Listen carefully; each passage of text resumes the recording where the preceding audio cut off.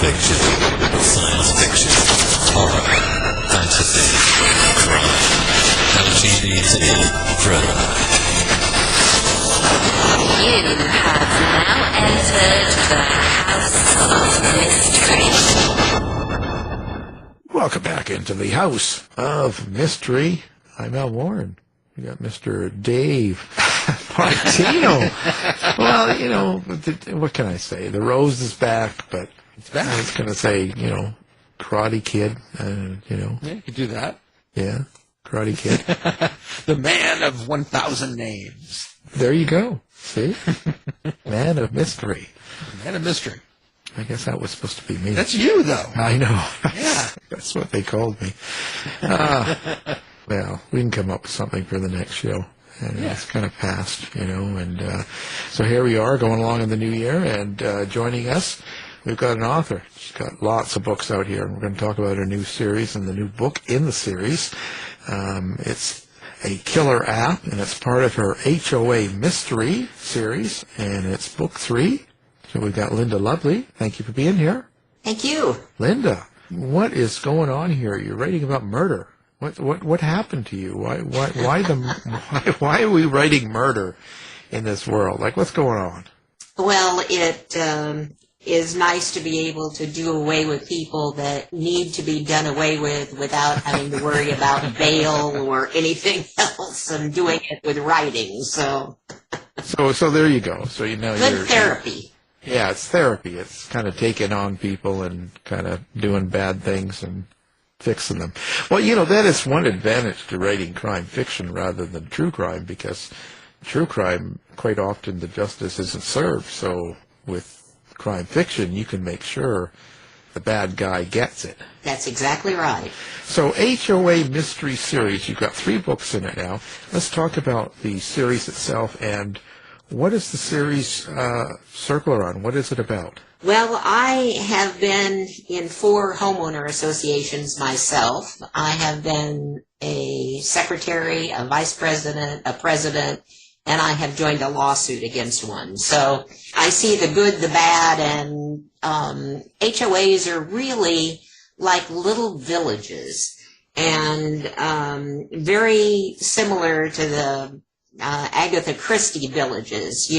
People know each other, and there are always lots of suspects, lots of gossip, and it's an interesting atmosphere to have murders and murder suspects. But I didn't want to have a situation where I was going to kill off all of the people in one homeowner association. So my heroine works for an HOA management company that manages 12 different homeowner associations in the South Carolina Lowcountry. So I can have a variety of problems for her to look at and solve without killing off an entire community. I don't know, you could make a harsher version of each book and have everybody get killed off, right? Like the Walking Dead HOA, you know, something, you know, I don't know. So let's talk about the newest one, a killer app. What is the premise of it? Back in about 2021, I was online and I saw an example of a deep fake that showed a real picture of President Obama and a deep fake, and I could not tell the difference. The mannerisms were the same, the voice was the same, and I thought, wow, if a bad actor used that technology, what all could they do? And not just on the political scene, but what if one of your neighbors had that capability to create deep fakes and perhaps show that you had done something that you hadn't really done, or that convincing somebody that they should do something because of wrongs that didn't exist, but you're going to convince them they do. There were just all kinds of possibilities that the technology opened up for someone with those skills and no morals. Yeah. Well, yeah, I know it's pretty involved nowadays, and it seems to be going on all over, so you have to be really careful there. And your main character, it's Kylee Kane, right? Correct. So how did you come up with Kylee Kane? Like, where did that character come from? Well, almost all of my characters I've written, this is my 11th book, and my mysteries always feature strong, independent heroines. And I also try to make sure that they have a skill set that would allow them to solve mysteries. In this case, because this is set on the South Carolina coast, and it's in the Hilton Head Island area, and I wanted to be able to have the person travel by boat as well as on land. And there are so many of the HOAs there that are on the ocean or on the Beaufort River. So I decided that she would be a retired Coast Guard investigator. So she has the skill sets of an investigator. She's 50 years old, recently retired to help her mother, who had had cancer and was recovering, and lives on a boat in the Beaufort Marina. That was basically the premise for, how I came up with the character, the skill set and the mobility I wanted her to have. And I also like to have my characters, I know your audience can't see me, but my hair is gray. So I like characters that are 50 and above, because I can relate to them more. And some of the very young characters grown up with cell phones constantly, etc., and I wanted somebody that it was easier for me to write. So Right. Yeah, you'd understand them better. Right. Yeah, because you live it yourself. When you write characters like this, like your main characters, or even your side characters and stuff, do you find that how do you relate with them, and how do you experience them? Is it like watching a movie for you, or do you hear voices? Like how does this work for you? Well, I do research first. One of the things that I try to do is talk with somebody. What I did in this case is I went on Facebook and I looked for groups that were retired Coast Guard women. And then I called a couple and asked them if I could interview them about their experiences and background, so I had a better feel for the types of things that they would have done and seen. That is a help in getting to sort of understand the character and what their experiences would have been.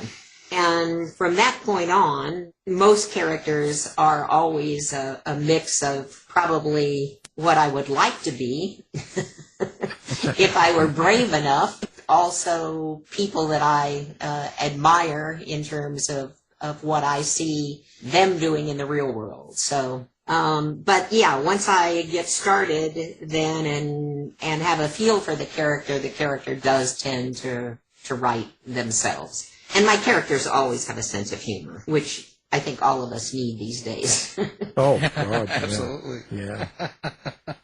Well, I'm curious. In real life, are there security consultants for homeowners associations? Do they usually do that? Or is that something that you brought into your fictional world? And does your main character kind of function as a private eye when she does her work? Yes, she does function as a private eye. She's basically a consultant for the HOA Management company and is brought in when there's in the first book, when there's a series of murders that take place in 3 different HOAs that the association manages. I also have spent quite a bit of time talking with the managers of large HOAs. They do have security forces, and they do have people that can investigate, but they really don't have anyone that's exactly like Kylee. So the position was sort of invented, but I could see that someone might fill that position. No, absolutely. Yeah. Well, maybe you could create a force of agents and go out and fix HOAs. There you go. All new business, the HOA. Wow. So when you're writing these stories, I'd imagine you have an idea in mind when you're writing it, kind of something. So you must have a subtext or a meaning behind each one of these books that you hope the reader gets, or maybe it comes up organically. I'm not sure. But is there something you want the reader to take away from the book, or is it just entertainment? It's both. I think the first thing is to entertain, and I usually have a theme for the book that, in this case, it's beware as far as artificial intelligence goes, and understanding that what you see on the internet or on a Nextdoor type of app is not necessarily what is real. Being aware that these technologies exist that can create something that seems more real than reality. So for this one, that was the theme. For others, it's been about development, and in terms of someone trying to push through changes that the original owners of homes in an HOA never contemplated. So changing the rules on people. The first one was more trying to figure out how some unrelated deaths, or seemingly unrelated, actually were related to a situation where somebody was seeking revenge for an old wrong, and had found the people that they were going after that had all resettled in the Lowcountry. So when people read this, or how would you rate this between, let's say, a cozy to a hard-boiled in the violence or descriptions? This is sort of somewhere in the middle, or what would you say? Yeah, it's more traditional mysteries. I think my publisher does call them all cozies. I don't have any graphic sex in them, and I avoid swear words for the most part, although a couple may creep in there. And the violence is pretty much off the page. There is violence, but nothing that would give you nightmares at night. I think the one thing that I can't handle when I'm reading a book is torture scenes. That makes me uncomfortable. I may read a book that has torture in it, but I may skim over that part. Right. Yeah, well, you got to write what you know, what you do, Yeah. and stuff, and what you're comfortable with, and makes it better. I mean, so HOAs, are you trying to say something about them? Well, no. I mean, yes and no. Basically, that a homeowner association, as I said, is like a village. And who you elect to be whether it's your village or city administrator, your council, if you don't take care and you elect bad people or don't pay any attention, you're going to get problems. So it's saying that homeowners associations can be great, and it all depends on the people and how the people that have the power, the board of directors or officers, handle the problems that come up. Yeah. Well, and I guess, so a lot of these themes or ideas maybe come from your own experiences?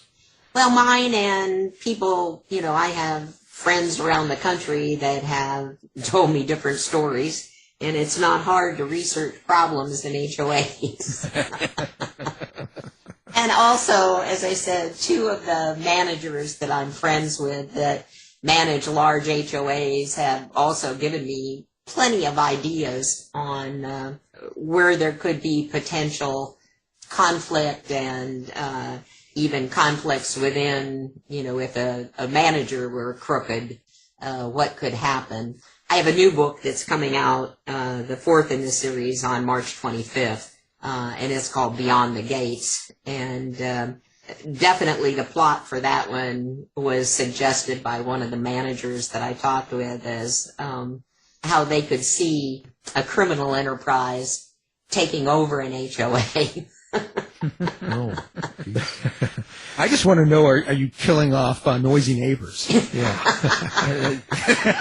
Yeah, like what's going on? Like, this is the backstory. Well, I've got to admit there are some people that are pickleball enthusiasts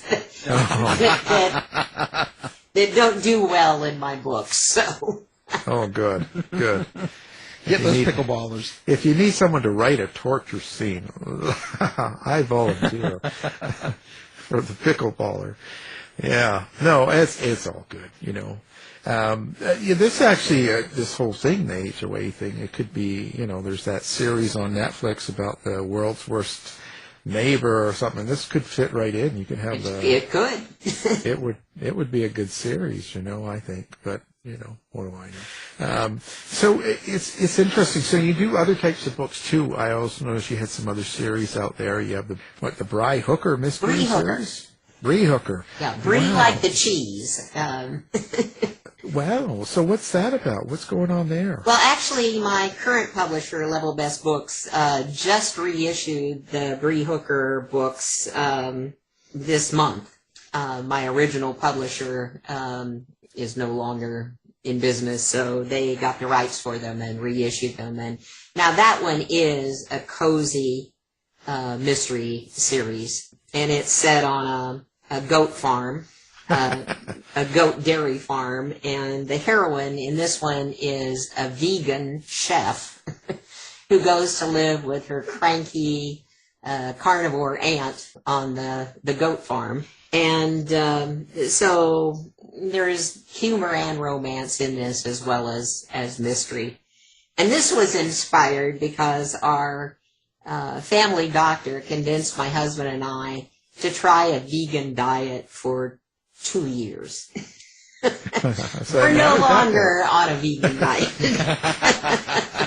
Yeah, you like lots of goat's milk and vegan. Wow. But while we were on it, we got so much grief from our relatives that I thought it would be fun to have that dialogue between the vegan chef and her aunt for what was going to be served at dinner every night, and sort of the humorous back and forth between them. I actually also went to the goat, I visited the goat farm near here a number of times when I was doing the research. And en route, there was a moonshine establishment that had goats on the roof, believe it or not, as their advertising. And so that gave me a love interest character of a legal moonshiner who would be courting the vegan chef. And so I just had a lot of fun with that one, just, you know, playing in a different way. Yeah. But there's still mysteries and again, themes and messages that I've wanted to communicate. Wow, interesting. You've had a great life. Well, I didn't have as much fun writing until I sort of retired. I was a journalism major in college and spent most of my career writing public relations and advertising. And so I was very good at fiction by the time I started fiction. Yeah.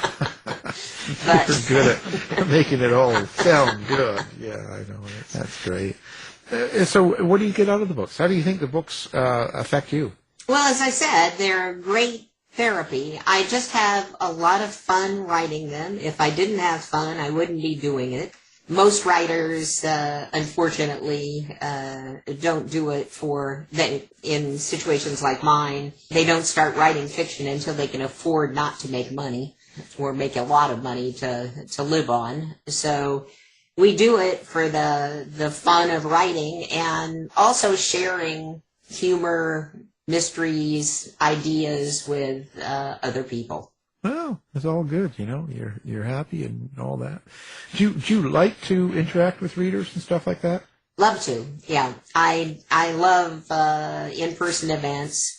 I probably have visited at least 20 book clubs, do a number of presentations at venues like the Pat Conroy Literary Center in Beaufort and bookstores, libraries. So, yeah, I enjoy that. I'm a ham, in case you hadn't noticed. I really enjoy talking about books and writing. Well, speaking of writing, with your series, how do you keep track of your continuity? Do you have a series Bible? Do you have systems, tools? How do you get? How do you keep your continuity on point? Yeah, there are a couple of things that really annoy me in other books that I try very hard not to do. Things like having character names that sound alike or are spelled closely, so you get confused when you're reading it about Don, D-O-N, and D-A-W-N. So I have a spreadsheet that I set up that has the characters' first names and last names, and I try to make sure that, and I keep track of them from book to book in a series, and make sure that I don't resurrect somebody I'd killed off before, among other things. But I have their names, I have their age, I have what they drive, if they have a pet, their height, any physical attributes that are strong characteristics, eye color, etc. Then the other thing that I do is when I'm writing, these books happen to be all in first person, and they all have first person. Kylee has a first person, and the villain has a first-person voice. And I set up a color code sort of on my spreadsheets when I'm going through with chapters to make sure I don't have, say, 8 chapters in a row from Kylie's point of view without any with the villain's point of view. So that there's some mix, but there's a good balance. Well, now let's talk about how people find you. Do you have a website? Do you do social media? Where do readers find you? I do have a website, lindalovely.com, and I am on Facebook, and I used to be on Twitter, X. I am not anymore. Yeah. But I'm on Instagram and Blue Sky. I have a newsletter that people can subscribe to via my website, and I call it my once in a while newsletter because I don't have a regular schedule for when it goes out, probably 4 or 5 times a year. But I try to have reader recommendations for other books as well as my own, ones that I've really enjoyed. And also I try to include fun information about research. For example, in the upcoming book that I have, there is a parrot that is an important part. So as part of the research, I found out that these parrots tend to live more than 70 years. So if you're going to adopt one as a pet and you're already 60, you better figure out who's you're going to bequeath it to. And so I try to share like fun tidbits of research like that. Also, of course, tell anybody if there is a good sale going on. Right, of course. Deals. Everyone wants deals. Well, okay, no, we'll have all of that on our website as well, great. So that you can find it and find you and everything's good. So, sounds fantastic. And we appreciate you being on the show and talking about your books. And the latest one we were talking about there was a killer app. It's part of the HOA Mystery Series, Book 3. And the author's been with us, Linda Lovely. So thank you for being here. Thank you for having me. I enjoyed it. Thanks, Linda. This has been a production of the House of Mystery Radio Show. To find out more about our show, guests, or hosts, go to our website at houseofmysteryradio.com.